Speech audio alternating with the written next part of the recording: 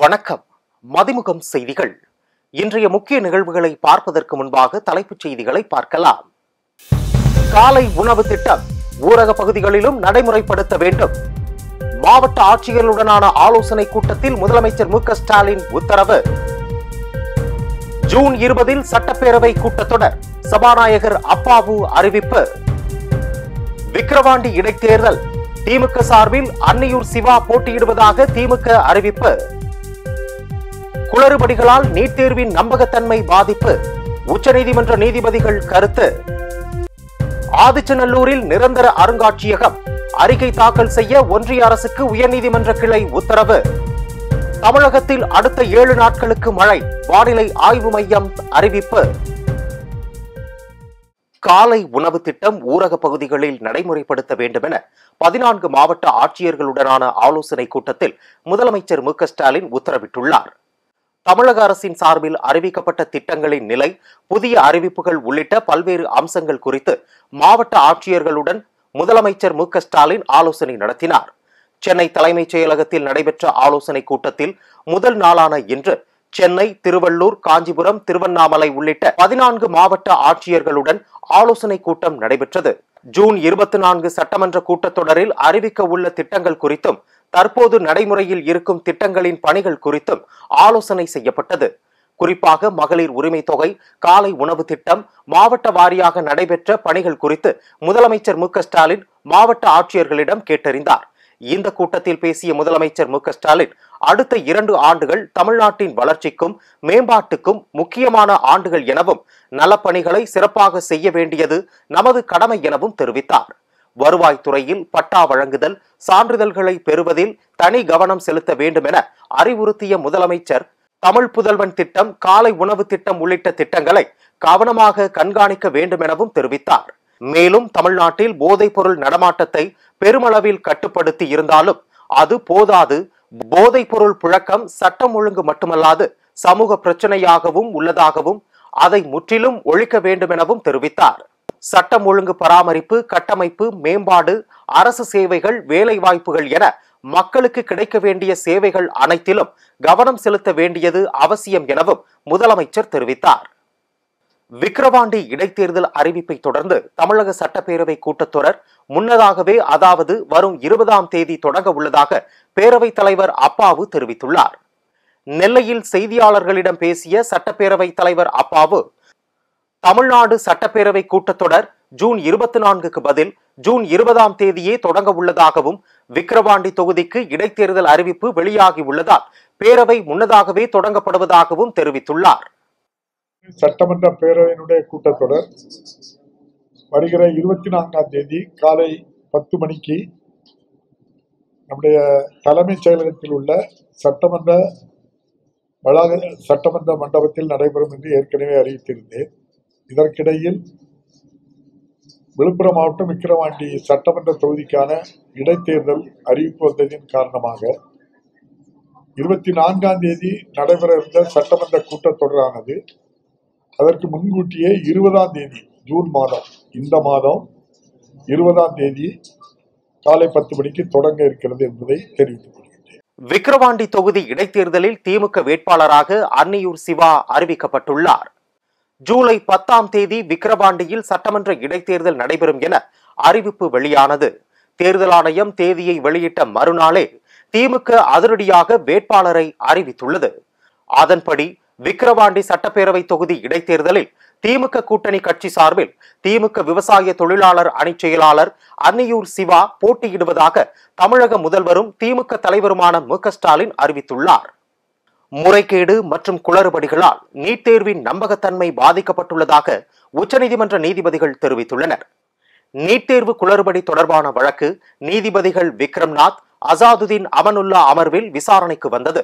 அப்போது நீட் தேர்வு குளறுபடி முறைகேடு விவகாரம் தொடர்பான வழக்கில் தேசிய தேர்வுகள் முகமைக்கு நோட்டீஸ் அனுப்ப நீதிபதிகள் உத்தரவிட்டனர். மேலும் நீட் கலந்தாய்வுக்கு தடை விதிக்க கோரிய கோரிக்கையை நிராகரித்த நீதிபதிகள் வழக்கு விசாரணையை ஜூலை 8ஆம் தேதிக்கு ஒத்திவைத்தனர். மேலும் இதுபோன்ற குளறுபடிகளால் நீட் தேர்வின் நம்பகத்தன்மை பாதிக்கப்பட்டுள்ளதாக நீதிபதிகள் தெரிவித்தனர். ஆதிச்சநல்லூரில் நிரந்தர அருங்காட்சியகம் அமைப்பது பற்றி அறிக்கை தாக்கல் செய்ய ஒன்றிய அரசுக்கு உயர்நீதிமன்ற கிளை உத்தரவிட்டுள்ளது. தூத்துக்குடி ஆதிச்சநல்லூர் அகழ்வாராய்ச்சி தொடர்பாக நிரந்தர அருங்காட்சியகம் அமைக்க உத்தரவிடக் கோரி வழக்கு தொடரப்பட்டது. தூத்துக்குடியைச் சேர்ந்த காமராஜ் என்பவர் பொதுநல வழக்கு தொடர்ந்தார். அதில் ஆதிச்சநல்லூர் அகழ்வாராய்ச்சி தொடர்பாக நிரந்தர அருங்காட்சியகம் அமைப்பது பற்றி ஒன்றிய அரசின் நிலைப்பாடு என்ன, நிரந்தர அருங்காட்சியகம் அமைக்க பொதுமக்களிடம் இருந்து நிலம் கையகப்படுத்துவது ஏன், ஆதிச்சநல்லூரில் அருங்காட்சியகம் அமைக்க தமிழ்நாடு அரசு நிலம் வழங்கலாமே என்றும் உயர்நீதிமன்ற கிளை கேள்வி எழுப்பியுள்ளது. மேலும் அருங்காட்சியகம் அமைக்க நிலம் ஒதுக்கீடு செய்வது பற்றி தூத்துக்குடி மாவட்ட ஆட்சியரும் அறிக்கை தாக்கல் செய்ய வேண்டும் என்றும் உயர்நீதிமன்ற கிளை உத்தரவிட்டுள்ளது.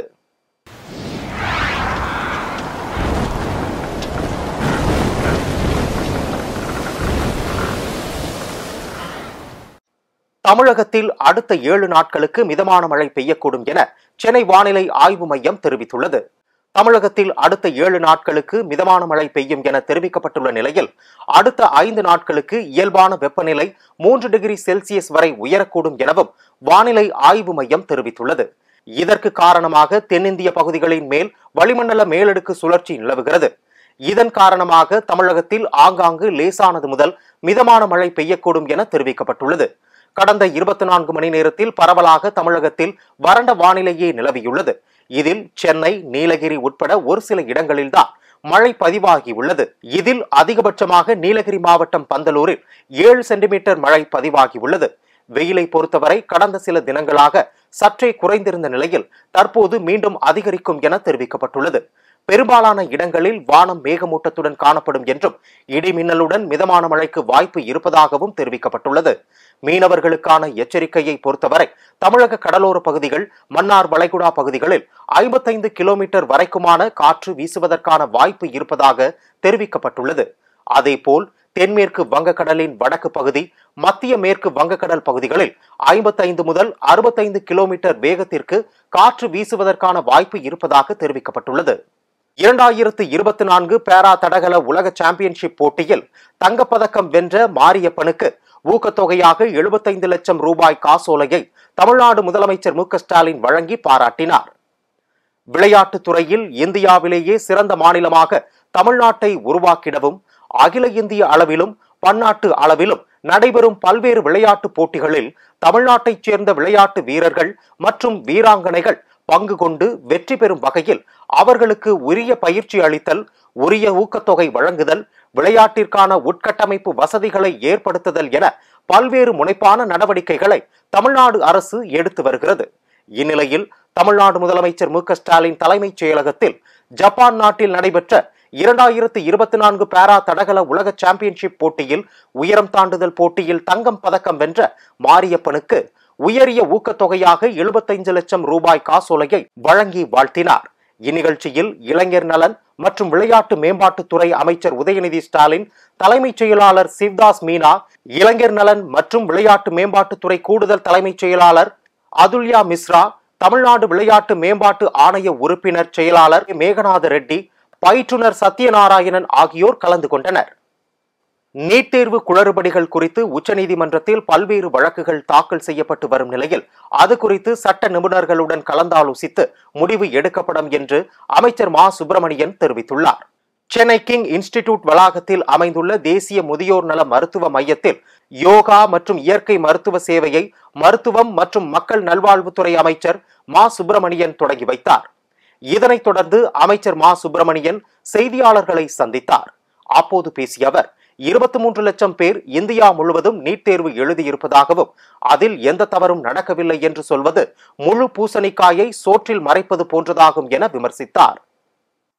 தவறு இழைத்தது யார் என்பதுதான் இப்போது கேள்வி. நேஷனல் டெஸ்டிங் ஏஜென்சி தான் இப்போ உச்சநீதிமன்றத்தின் ஆணை என்றார்கள், அதை வெளிப்படுத்தியிருக்க வேண்டும். இதில் 23,33,000 மேற்பட்ட மாணவர்கள் இந்தியா முழுவதிலும் நீட் தேர்வு எழுதினார்கள். இவர்கள் அத்தனை பேருக்குமே நேர பற்றாக்குறை இருந்தால் கருணை அடிப்படையிலான மதிப்பெண் கிடைக்கும் என்கின்ற தகவல் அவர்களுக்கு போய் சேரவில்லை, அவர்களுக்கு தெரிவிக்கப்படவில்லை. இப்படி நிறைய குழப்பங்கள் இருக்கிறது. இந்த குழப்பத்தை தான் எல்லோருமே கேட்டுக்கொண்டிருக்கிறார்கள். ஒரே வார்த்தையில் இதில் எதுவுமே தவறு நடக்கவில்லை என்று சொல்வது முழு பூசணிக்காயை சோற்றில் மறைப்பது போன்றது. நாடாளுமன்ற சிறப்பு கூட்டத்தொடர் ஜூன் 24ஆம் தேதி தொடங்க உள்ளது. ஜூன் 24ஆம் தேதி தொடங்கி ஜூலை 8ஆம் தேதி வரை நாடாளுமன்ற சிறப்பு கூட்டத்தொடர் நடைபெறுகிறது. இது குறித்த அதிகாரப்பூர்வ தகவல் விரைவில் வெளியாகும் என தெரிகிறது. பிரதமராக நரேந்திர மோடி தொடர்ந்து 3வது முறையாக பதவியேற்ற பின் நாடாளுமன்றம் முதல் முறையாக கூடுகிறது. இந்த சிறப்பு கூட்டத்தொடரின் போது புதிய சபாநாயகரை தேர்ந்தெடுப்பதற்கான தேர்தலும் நடைபெற உள்ளது. தேர்தலில் வெற்றி பெற்ற வேட்பாளர்கள் அனைவரும் ஜூன் 24ஆம் தேதி நாடாளுமன்றத்தில் எம்பிக்களாக பதவியேற்கவும் உள்ளனர். பாஜகவில் தற்போது இருப்பவர்கள் குற்றப்பின்னணியுடன் இருப்பவர்கள் என்று தமிழிசை நிரூபித்தால் நான் பாஜகவில் இருந்து விலகுகிறேன் என, தற்போது கட்சியில் இருப்பவர்கள் மீது எந்தவித குற்றப்பின்னணியும் இல்லை எனவும் பாஜக நிர்வாகி திருச்சி சூர்யா தெரிவித்துள்ளார். மதுரையில் செய்தியாளர்களிடம் பேசிய அவர் இவ்வாறு தெரிவித்தார். அப்ப அது மாதிரி நீங்க கட்சி கட்டுப்பட்டு இருக்கிறதுங்கிறத மீறி மாநில தலைவருங்கிற முறையில நீங்க நாளைக்கு பத்திரிகையாளர்களை சந்திக்கிறப்ப அதுக்கு ஏன் கண்டனம் தெரிவிக்கல? அதெல்லாம் பேசாதவங்க இதை ஏன் பேசணும்? அப்படி பேசணும்னாலும் ஒரு முன்னாள் மாநில தலைவர் கட்டுப்பாடோட அதை கட்சி தலைமைக்கு தெரியப்படுத்துங்க. எங்களுடைய காலகட்டத்தில் உண்மையிலே அவர் ஒரு போலீஸ் ஆபீசரா குற்ற பின்னணி இருப்பவர்களை எந்த சூழ்நிலையிலும் யாரையுமே அதை நான் சவால் விட்டு கூட சொல்றேன். இதை நாளைக்கு ஒருவேளை தமிழிசைக்கு அப்ரூவ் பண்ணிட்டாங்கன்னா நாளைக்கு நான் பாஜக விட்டு போயிடுறேன். எங்க தலைவர் மாநில தலைவரா இருக்கிறப்ப ஒரு குற்ற பின்னணி வளரக்கூடியவரை கட்சியில சேர்த்தாங்க அப்படின்னு கணக்கு காட்டுட்டோம். அந்த மாதிரி எதுவும் நடக்கலை. அது நடந்ததுங்கிறது முன்னாள் மாநில தலைவர்கள் இருந்த சூழ்நிலையில தான். அதுக்கு சம்பந்தம் இல்லாம எங்கள் தலைவரை குறை சொல்வதை என்னால் ஏத்துக்க முடியாது. அதுக்கு உண்டான பதிவை நான் பதிவிட்டிருக்கேன். தமிழ்நாடு முழுவதும் நீட் தேர்வு குளறுபடிகளை கண்டித்து போராட்டத்தில் ஈடுபட்ட இந்திய மாணவர் சங்கத்தைச் சேர்ந்த ஆயிரக்கணக்கான மாணவர்கள் கைது செய்யப்பட்டனர். நீட் தேர்வு குளறுபடிகளை கண்டித்தும் மறுதேர்வு நடத்த கோரியும் தமிழ்நாடு உள்பட நாடு முழுவதும் பல்வேறு பகுதிகளிலும் இந்திய மாணவர் சங்கத்தினர் ஆர்ப்பாட்டம் நடத்தினர். தமிழ்நாடு முழுவதும் நீட் தேர்வு குளறுபடிகளை கண்டித்து போராட்டத்தில் ஈடுபட்ட மாணவர்களை காவல்துறையினரால் கைது செய்யப்பட்டனர். தஞ்சாவூரில் நீட் தேர்வு குளறுபடிகளை கண்டித்து தஞ்சாவூர் மருத்துவக் கல்லூரி சாலையில் இந்திய மாணவர் சங்கத்தினர் முற்றுகை போராட்டம் நடைபெற்றது. பாலாஜி நகர் பேருந்து நிறுத்தத்தில் இருந்து ஊர்வலமாக புறப்பட்ட இந்திய மாணவர் சங்கத்தினர் மத்திய கலால் அலுவலகத்துக்குள் செல்ல முயன்றனர். இதனால் இந்திய மாணவர் சங்கத்தினருக்கும் காவல்துறையினருக்கும் இடையே தள்ளுமுள்ளு ஏற்பட்டது. அப்போது நீட் தேர்வை கண்டித்து இந்திய மாணவர் சங்கத்தினர் முழக்கங்கள் எழுப்பினர். இது தொடர்பாக 21 பேரை காவல்துறையினர் கைது செய்துள்ளனர்.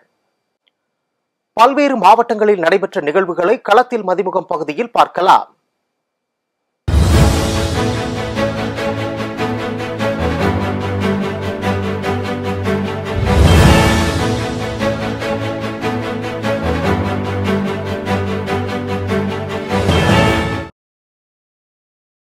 ராணிப்பேட்டை மாவட்டம் பாரதி நகர் பகுதியில் அமைந்துள்ள மாவட்ட திமுக தலைமை அலுவலகத்தில் தமிழக கைத்தறி மற்றும் துணிநூல் துறை அமைச்சர் காந்தி தலைமையில் முன்னாள் முதல்வர் டாக்டர் கலைஞர் நூற்றாண்டு நிறைவு விழா மற்றும் தமிழகத்தில் 40 நாடாளுமன்ற தொகுதிகளிலும் திராவிட முன்னேற்ற கழகத்திற்கு வாக்களித்த தமிழக மக்களுக்கு நன்றி தெரிவிக்கும் முப்பெரும் விழா வருகிற 15ஆம் தேதி கோவையில் தமிழக முதலமைச்சர் மு.க. ஸ்டாலின் தலைமையில் நடைபெற உள்ளதை ஒட்டி அதற்கான செயற்குழு கூட்டம் நடைபெற்றது.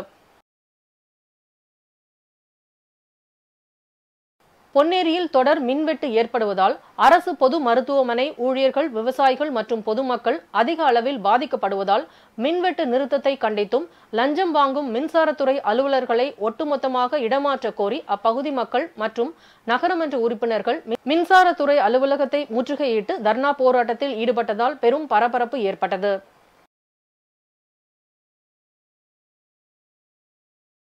ராணிப்பேட்டை மாவட்டம் வாலாஜா அருகே உள்ள அருள்மிகு ஸ்ரீ கெங்கையம்மன் திருக்கோயிலில் வைகாசி மாத திருவிழா வெகு விமர்சையாக நடைபெற்றது.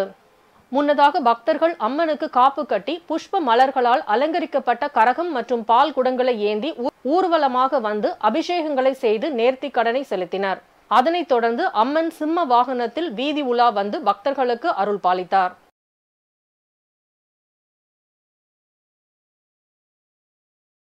திருப்பத்தூர் வாணியம்பாடியை அடுத்த மேல் நிம்மியம்பட்டு பகுதியை சேர்ந்த ரஜினிகுமார் அதே பகுதியை சேர்ந்த வழக்கறிஞர் கோவிந்தராஜ் என்பவருக்கு 50,000 ரூபாய் பணம் கொடுத்துள்ளார். கொடுத்த கடனை ரஜினிகுமார் திரும்ப கேட்டுள்ளார். இதனால் கோவிந்தராஜ் நண்பர்கள் ரஜினிகுமாரை கத்தியால் தாக்கியும் மதுபாட்டிலை உடைத்து வயிற்றில் குத்தியுள்ளனர். உடனே அவரை மீட்ட அக்கம் பக்கத்தினர் அரசு மருத்துவமனையில் சிகிச்சைக்காக சேர்த்துள்ளனர். இதுகுறித்து வாணியம்பாடி காவல் நிலையத்தில் புகார் அளித்தும் நடவடிக்கை மேற்கொள்ளாததால் ரஜினிகுமார் உறவினர்கள் போராட்டத்தில் ஈடுபட்டதால் அப்பகுதியில் பெரும் பரபரப்பு ஏற்பட்டது.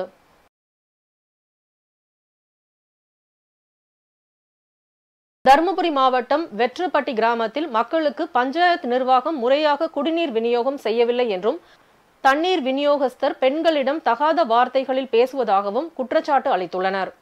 இதுகுறித்து பஞ்சாயத்து தலைவரிடம் முறையிட்டு நடவடிக்கை மேற்கொள்ளாததால் திருப்பத்தூர் சென்னை செல்லக்கூடிய தேசிய நெடுஞ்சாலையில் அப்பகுதி மக்கள் காலி குடங்களுடன் சாலை மறியலில் ஈடுபட்டனர்.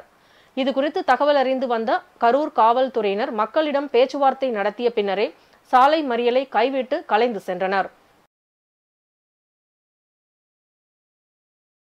ராணிப்பேட்டை மாவட்டம் சோளிங்கர் அடுத்த போலிப்பாக்கம் கிராமத்தில் கால்நடை பராமரிப்பு துறை சார்பில் தேசிய கால்நடை நோய் தடுப்பு திட்டத்தின் கீழ் சுற்றுக்கோமாரி நோய் தடுப்பூசி சிறப்பு முகாம் நடைபெற்றது. முகாமில் கால்நடைகளுக்கு கோமாரி நோய் தடுப்பூசி போடுதல், சினை பரிசோதனை, மலட்டுத்தன்மைக்கான சிகிச்சை அளித்தல், மடி வீக்கம் சிகிச்சை அளித்தல், பசுந்தீவன உற்பத்தி செய்தல் போன்ற பல்வேறு அறிவுரைகள் வழங்கப்பட்டது. இதனை ஊராட்சி மன்ற தலைவர் கார்த்தி துவக்கி வைத்தார். திருப்பத்தூர் நிம்மியம்பட்டு பகுதியில் நடைபெற்ற வாரச்சந்தையில் பக்ரீத் பண்டிகையை முன்னிட்டு 3 கோடி ரூபாய் முதல் 5 கோடி ரூபாய் வரை ஆடுகள் விற்பனை செய்யப்பட்டன. ஆனால் இந்த ஆண்டு ஆடுகளின் வளர்ப்பு செலவினங்கள் அதிகமானதால் ஆடுகளின் விலை உயர்வால் வர்த்தகம் குறைந்து 1.5 கோடிக்கு மட்டும் வர்த்தகம் நடைபெற்று இருப்பதால் ஆடுகளின் வரத்து அதிகமாக இருந்தாலும் வர்த்தகம் குறைந்துள்ளதாக வியாபாரிகள், ஆடு வளர்க்கும் விவசாயிகளுக்கு கணிசமான தொகை கிடைத்துள்ளதால் மகிழ்ச்சி அடைந்துள்ளனர். சென்னை தரமணி, வேளச்சேரி, துரைப்பாக்கம் ஆகிய பகுதிகளில் உள்ள கடைகளில் தொடர் திருட்டு நடைபெறுவதாக வியாபாரிகள் அளித்த புகாரின் பெயரில் பெருங்குடி ரயில் நிலையத்தில் குற்றவாளியான காசியை காவல்துறையினர் அதிரடியாக கைது செய்து வழக்கு பதிவு செய்து சிறையில் அடைத்தனர். திறமையாக செயல்பட்ட குற்றப்பிரிவு ஆய்வாளர் ஆதவன் பாலாஜி, தலைமை காவலர்கள் மகேஷ், உதயகுமார், கர்ணா, ஹரி, கோபி ஆகியோரை சென்னை மாநகர காவல் ஆணையர் சந்தீப் ராய் ரத்தோர் வெகுவாக பாராட்டி வாழ்த்துக்களை தெரிவித்தார். திருப்பத்தூர் நாற்றம்பள்ளி அடுத்த மேல் மாம்முடியான்பல் சாலையில் வளைவில் அமைந்துள்ள புளிய மரத்தால் அடிக்கடி விபத்துகள் நேரிடுவதால் அதனை அகற்றக் கோரி துறை சார்ந்த அதிகாரிகளுக்கு அப்பகுதி மக்கள் கோரிக்கை விடுத்துள்ளனர். மேலும் இந்த மரத்தை அகற்றாமல் காலம் தாழ்த்தி வருவதால் போராட்டத்தை நடத்தப் போவதாகவும் அப்பகுதி மக்கள் தெரிவித்துள்ளனர்.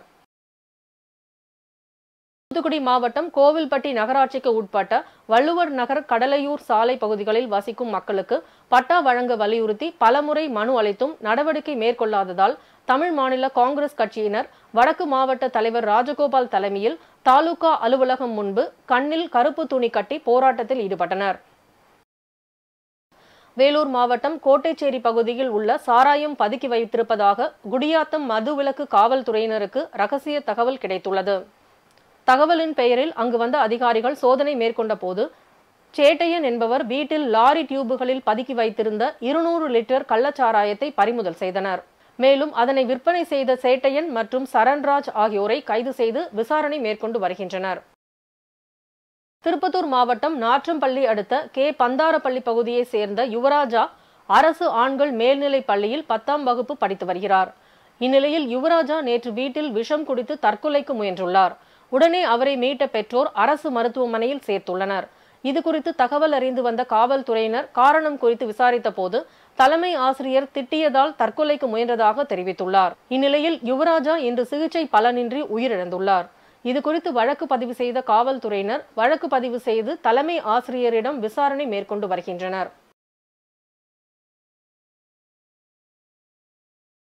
நாமக்கல் மாவட்டம் கபிலர் மலையை சேர்ந்தவர் ரமேஷ். இவரது மகன் சுதர்சன் மற்றும் அதே பகுதியை சேர்ந்த லோகேஷ் இருவரும் நேற்றிரவு 10 மணி அளவில் மாருதி ஆம்னி காரை எடுத்து சென்றதாக சொல்லப்படுகிறது.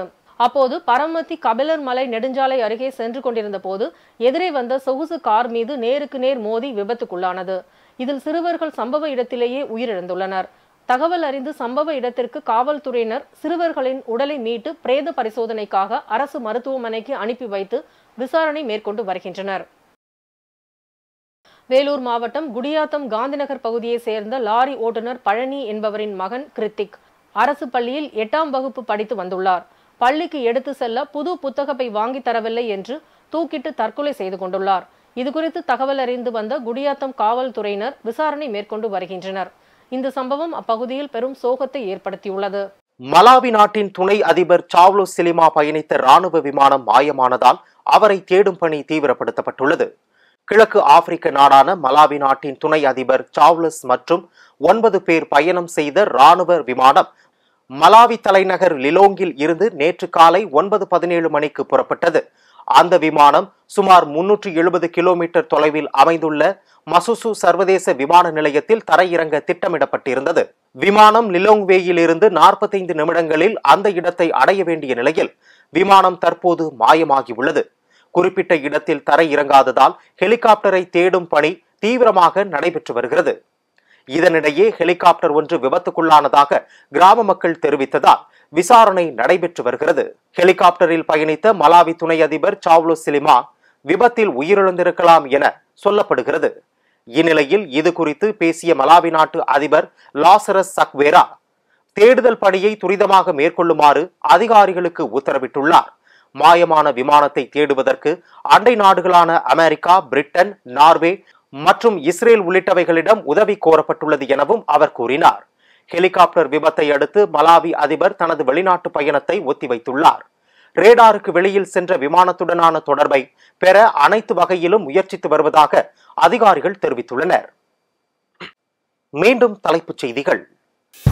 காலை உணவு திட்டம் ஊரக பகுதிகளிலும் நடைமுறைப்படுத்த வேண்டும். மாவட்ட ஆட்சியர்களுடனான ஆலோசனை கூட்டத்தில் முதலமைச்சர் மு.க.ஸ்டாலின் உத்தரவு. ஜூன் 20 சட்டப்பேரவை கூட்டத்தொடர், சபாநாயகர் அப்பாவு அறிவிப்பு. விக்கிரவாண்டி இடைத்தேர்தல், திமுக சார்பில் அன்னியூர் சிவா போட்டியிடுவதாக திமுக அறிவிப்பு. குளறுபடிகளால் நீட் தேர்வின் நம்பகத்தன்மை பாதிப்பு, உச்சநீதிமன்ற நீதிபதிகள் கருத்து. ஆதிச்சநல்லூரில் நிரந்தர அருங்காட்சியகம், அறிக்கை தாக்கல் செய்ய ஒன்றிய அரசுக்கு உயர்நீதிமன்ற கிளை உத்தரவு. தமிழகத்தில் அடுத்த 7 நாட்களுக்கு மழை, வானிலை ஆய்வு மையம் அறிவிப்பு. இத்துடன் செய்திகள் நிறைவடைந்தன. மீண்டும் செய்திகள் பிற்பகல் 1:30 மணிக்கு. மேலும் செய்திகளை தெரிந்து கொள்ள மதிமுகம் பிரைம் யூடியூப் தளத்தில் இணைந்திருங்கள்.